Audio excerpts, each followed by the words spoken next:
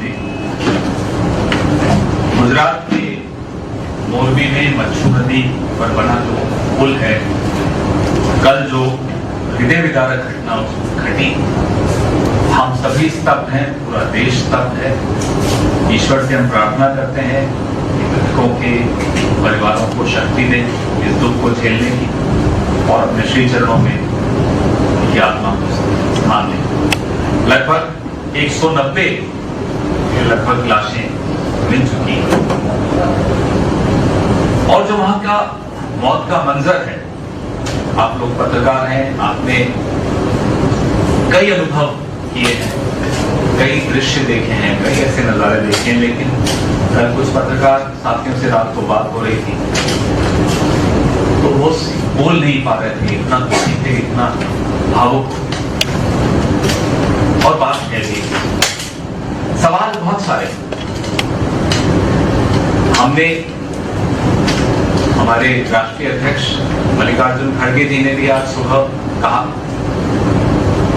कि इसमें हम अगर सवाल नहीं पूछते तो लोग माफ नहीं, राजनीति नहीं होनी चाहिए। लेकिन आज जब हमने टीवी पे देखा कि देश के प्रधानमंत्री जिनकी ये जन्मभूमि है, जिनकी ये कर्मभूमि रही है, जिस गुजरात ने उनको सत्ता के शीर्ष तक पहुंचाया, वो आज भी अपने कार्यक्रम गुजरात में जारी रख रहे। अफसोस हुआ थी। दिल में दर्द सबके है, पत्रकारों के है, विपक्ष के है, आम नागरिक के है। पूरे देश में लोग परेशान हैं ये देखकर। लेकिन जिस गुजरात ने माननीय प्रधानमंत्री को प्रधानमंत्री के पद तक पहुंचाया, आज भी वो इसी गुजरात में आकर, माफ कीजिएगा, एक हैट लगाकर कार्यक्रम कर रहे हैं, देखा नहीं। एफआईआर हुई है क्या? उस एफआईआर में किसी मंत्री को, किसी अधिकारी को नामजद किया गया? सवाल है कि ये अजंता मोरेवा नाम की कंपनी के ट्रस्ट को इस पुल की मेंटेनेंस, रखरखाव और संचालन का जिम्मा देने का निर्णय किसने लिया? किसके हस्ताक्षर है फाइल पर? किसके आदेश से हुआ है? उसकी जवाबदेही क्यों नहीं है? क्या आनंद फानंद में, चुनाव आ रहा है, इससे जल्दबाजी में, रिबन काटने की जल्दी में आप लोगों ने बिना फिटनेस सर्टिफिकेट, बिना उसकी लोड बियरिंग कैपेसिटी देखे कि भाई उस पुल पे 500 लोग आ सकते हैं या नहीं, आपने खोल दिया पुल। 12 रुपए 17 रुपए की टिकट लगा दी और भीड़ इकट्ठी कर दी पुल पर। इसकी जवाबदेही कौन देगा? कौन है जिम्मेदार इसका? इंसान की जिंदगी की कोई कीमत है या नहीं है? लाल बहादुर शास्त्री नाम के एक बहुत बड़े नेता थे इस देश के, प्रधानमंत्री के पद तक गए थे। एक रेल दुर्घटना में उन्होंने इस्तीफा दे दिया। गुजरात के मुख्यमंत्री इस्तीफा दे रहे हैं, उन्हें निकाला जा रहा है। हम यह जानना चाहते हैं किसकी जिम्मेदारी है इस राज्य की? कोविड में आप कहते हैं मौतें हुई नहीं, अस्पतालों की बाथरूम में लाशें मिली, यह स्थिति थी, और आपने फिर भी हाथ खड़े कर दिए कि नहीं साहब यहां कुछ ऐसा नहीं हुआ। कौन जिम्मेदारी ले रहा है गुजरात के लोगों की जिंदगी की? इस कंपनी का क्या अनुभव रहा? क्या कोई अनुभव है इस कंपनी को, अजंता जो घड़ियां बनाते हैं? अनुभव है पुल की रखरखाव का, पुल की रिपेयर का और संचालन का? ये सब सवाल एक एक हिंदुस्तानी के जहन में है, हम सबके दिमाग में है। आप सब पूछ रहे हैं, हम आपसे गुजारिश करते हैं, बहुत प्रयास किए जाएंगे कि ये मुद्दा शिफ्ट हो जाए, लोगों का ध्यान मोरबी से अलग किसी और मुद्दे पर ले जाया जाए। हम आपसे हाथ जोड़कर आग्रह करते हैं, इस मुद्दे पर से ध्यान मत हटने दीजिएगा, क्योंकि 200 के लगभग 191 तो लाशें मिल चुकी हैं। इन सब का कर्ज है हमारे और आपके ऊपर। अगर हम इनसे ध्यान हटा देंगे तो कोई सरकार अपनी जवाबदेही नहीं मानेगी कभी भी, उन्हें कोई डर नहीं होगा। सरकार पर डर होना जरूरी है, नहीं तो ये तो तमाशा करते रहेंगे, टोपी लगा के नए नए कपड़े पहन के तमाशा रोज सुबह से शाम तक, भले कोई मर रहा हो, कोई जी रहा हो, पुल गिर रहे हो, लोग घायल हो, लोग परेशान हो, इन्हें कोई फर्क नहीं पड़ता। इन्हें फर्क तब पड़ेगा जब हम बोलेंगे और आप उस बात को चलाएंगे और आप उस पर ध्यान रखेंगे। जिम्मेदारी अब हम पर और आप पर आ गई। सरकार पर कोई जिम्मेदारी मत मानिएगा, है ही नहीं इन पर कोई जिम्मेदारी। अगर होती तो इस तरह की कंपनी को जिसका कोई अनुभव नहीं है ये काम नहीं दिया जाता। अगर कोई जिम्मेदारी महसूस करता तो उसका फिटनेस सर्टिफिकेट देखा जाता। और हम जानना चाहते हैं क्या अहमदाबाद मेट्रो का फिटनेस सर्टिफिकेट है? क्या ये जल्दबाजी में तो नहीं शुरू कर दिया? क्या अटल सेतु का फिटनेस सर्टिफिकेट है? आज गुजरात का नागरिक किसी पुल पर, किसी सार्वजनिक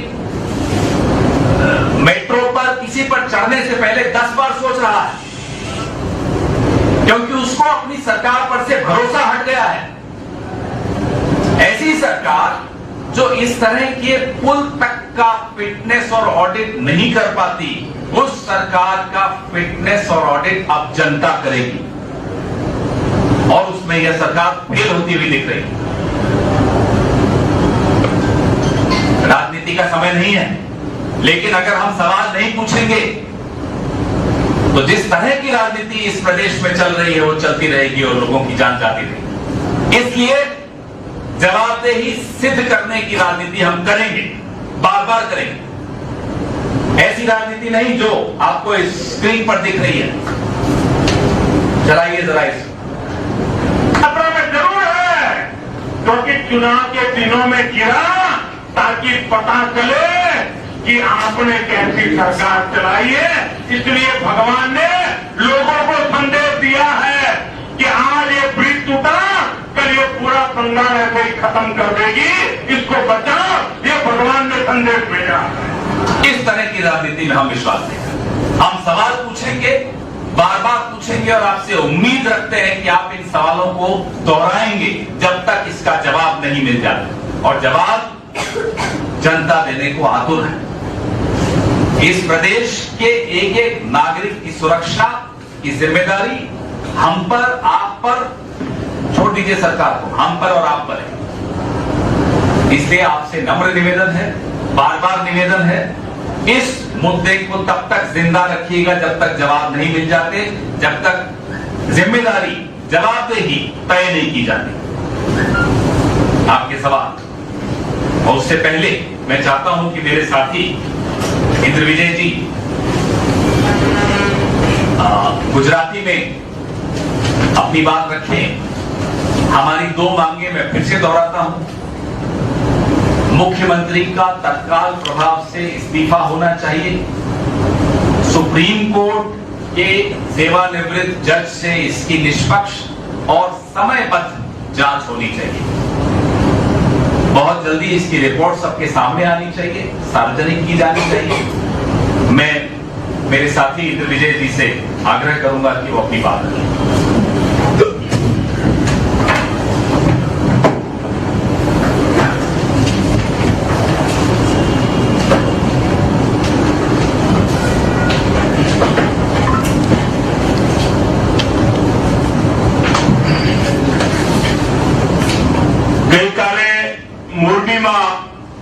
જે દુર્ઘટના બની, સમગ્ર રાત દરમિયાન યુથ કોંગ્રેસના મિત્રો, એનએસયુઆઈના મિત્રો જે રાહતના કાર્યમાં જોડાયેલા છે તેમની સાથે જે સતત વાત થાય છે, ત્યાંના દ્રશ્યો અંગેની જે ચર્ચા થાય છે, કાળજુ કંપાવી દે એ પ્રકારનો બનાવ ગઈકાલે ગુજરાત રાજ્યમાં બન્યો છે।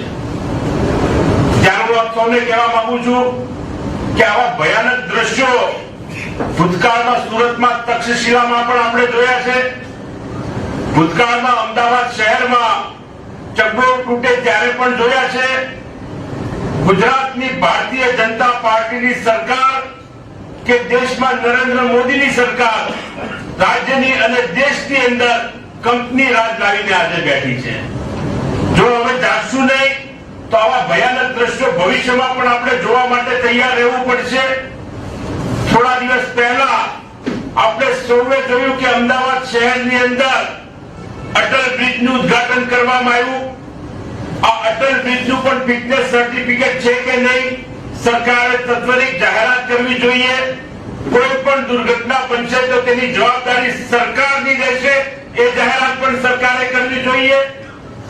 હું પત્રકાર મિત્રોને આમંત્રણ આપું છું કે આવો મારી સાથે. અમદાવાદ શહેરની અંદર ચૂંટણી નજીક આવી રહી છે એટલા માટે મેટ્રો રેલના અમુક રૂટનો પ્રારંભ કરવામાં આવ્યો છે. એક રૂટમાં સાથે બેસીને જોવો તેમના ડબ્બામાં શ્વાસ ન લઈ શકાય એટલા પેસેન્જરો ભર્યા છે. ત્યારે આ કોઈ પણ દુર્ઘટના બને તો તેની જવાબદારી કોની, એ જવાબદારી નક્કી કરવાની છે. સામાન્ય રીતે કોઈ પણ આવા બનાવો બનતા હોય છે, સરકાર સીટની રચના કરતી હોય છે. આ સીટના રિપોર્ટ ક્યારેય આવતા નથી, કારણ કે એમના જ ઉદ્યોગપતિઓ અને એમના જ લોકો આમાં સંડોવાયેલા હોય છે. ત્યારે ગુજરાત રાજ્યની અંદર આજે બનાવ બન્યો છે, એમાં કોંગ્રેસ પક્ષના અમુક સવાલો છે કે આ દેશની અંદર જ્યારે અંગ્રેજોનું શાસન હતું ત્યારે કંપની રાજ ચાલતું હતું. ઈસ્ટ ઇન્ડિયા કંપની આ દેશની અંદર વેપાર કરતી હતી. આજે આ ભારતીય જનતા પાર્ટીની સરકારની અંદર પણ કંપની રાજનો પ્રારંભ થયો છે. જુદી જુદી કંપનીઓને એરપોર્ટ સોંપવામાં આવે છે. આ એરપોર્ટ ઉપરથી કોઈ પણ દુર્ઘટના બને સીઆઈએસએફ હટાવી લેવામાં આવી છે. ત્યારે કોઈ પણ આતંકી ઘટના બને તો તેની જવાબદારી જુદી જુદી કંપનીઓની રહેશે કે સરકારની રહેશે, તે પણ જવાબદારી નક્કી કરવી પડે. આ રાજ્યની અંદર 1600 જેટલો લાંબો દરિયા કિનારો છે. આ દરિયા કિનારા ઉપરના બંદર કોંગ્રેસના શાસનમાં વિશ્વની સાથે ભારતને વેપારમાં જોડવા માટે થતો હતો. આજે આ બંદરો જુદી જુદી કંપનીઓને સોંપવામાં આવ્યા છે અને કરોડો અબજો રૂપિયાનું ટ્રસ્ટ આ બંદરો ઉપરથી ગુજરાત રાજ્યમાં આવી રહ્યું છે. જુદી જુદી કંપનીઓને આ પ્રકારના કોન્ટ્રાક્ટ આપી અને ગુજરાત રાજ્યના યુવાનોના ભવિષ્ય સાથે, ગુજરાતની આવનારી પેઢી સાથે, ગુજરાતની જનતા સાથે ખૂબ મોટી મજાક થઈ રહી છે. ઘણા લોકો કહેતા હોય છે કે કોઈ પણ નવું સાહસ થાય ત્યારે કાં તો નરેન્દ્ર મોદી સાહેબ જ કરી શકે, ભાજપ જ કરી શકે. આવી પીસીઆરીઓ મારવાના બદલે જે જવાબદાર હોય તેની સામે કડક કાર્યવાહી થવી જોઈએ. સરકારે તાત્કાલિક જો કોઈ પણ શરત જેવું હોય મુખ્યમંત્રીએ રાજીનામું આપી દેવું જોઈએ અને ગુજરાત રાજ્યની અંદર ભારતીય જનતા પાર્ટીના શાસનમાં આ પ્રથમ વખત આવો બનાવ બન્યો હોય એવું નથી. આ કોઈ માનવ સર્જિત આપત્તિ નથી, આ કોઈ કુદરતી આપત્તિ નથી. આ માત્ર ને માત્ર ભાજપ સર્જિત આપત્તિ છે અને આ ભાજપ સર્જિત આપત્તિનો જવાબ ભારતીય જનતા પાર્ટીની સરકારે આપવો પડશે. આ કેબલ પુલ ઉપર જો સેફટી વગર ચાલુ હતો તો પ્રશાસનની જવાબદારી હતી કે તેને સેફટી ચાલુ કેમ ન કરવામાં આવી. સાથે સાથે આ પુલના ઉદ્ઘાટનમાં ભારતીય જનતા પાર્ટીના અનેક નેતાઓ જોડાયેલા હતા. એ નેતાઓની પણ જવાબદારી હતી કે આ પુલનું સેફટી સર્ટિફિકેટ છે કે નથી. આ કોઈ લોકો માત્ર ચૂંટણી આવે છે એટલે વાહ કરવા માટે આવા ઉદ્ઘાટનો કરતા હોય છે. કિંમત ગુજરાત રાજ્યની જનતાએ ચૂકવવી પડતી હોય છે. ત્યારે ગુજરાત રાજ્યની જનતાએ કિંમત ચૂકવવાના બદલે જવાબ માંગવાનો સમય આવ્યો છે અને કોંગ્રેસ પક્ષ આ મુદ્દે કડક રીતે ગુજરાત રાજ્યના મુખ્યમંત્રીનું રાજીનામું માંગે છે અને પ્રધાનમંત્રી પાસે પણ અપેક્ષા રાખે છે કે જુદી જુદી હેટ પહેરીને ખોટા મગરમચ્છના આંસુ સારીને સાંત્વના આપવાના બદલે કડક કાર્યવાહી થવી જોઈએ અને જે લોકો આમાં સંડોવાયેલા છે, જેમના હસ્તાક્ષરથી જે કંપનીઓને કોન્ટ્રાક્ટ આપવામાં આવેલા છે, એ લોકો ઉપર પણ કડક દાખલો બેસે તેવી સજા કરવામાં આવે, આ કોંગ્રેસ પક્ષ દ્વારા માંગણી કરવામાં આવે છે.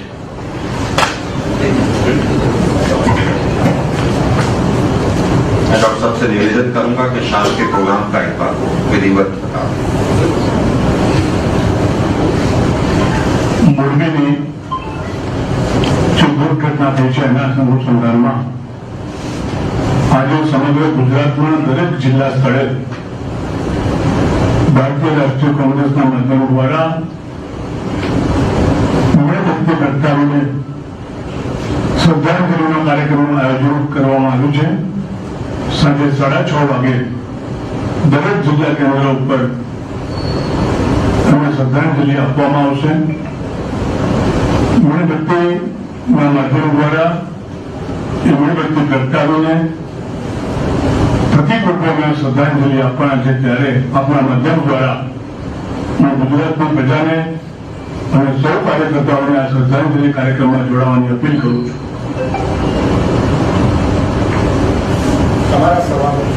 आपके जो भी प्रश्न हो माननीय पवन खेड़ा जी. हम कह रहे हैं कि आप लोग गुजरात में सीएम की स्थिति की बात करें और अभी तो रेस्क्यू चल रहा है.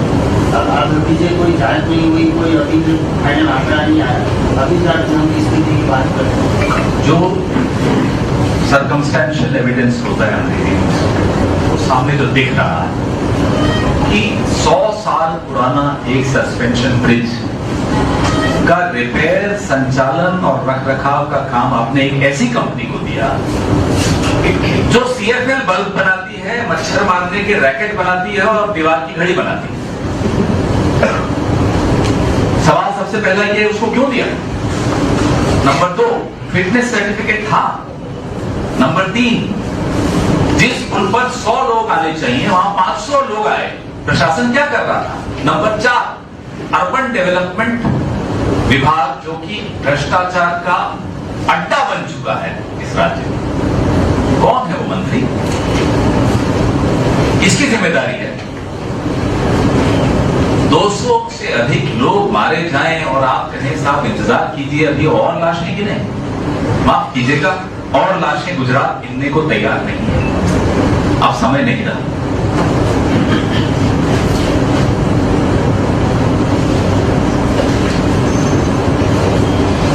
धन्यवाद.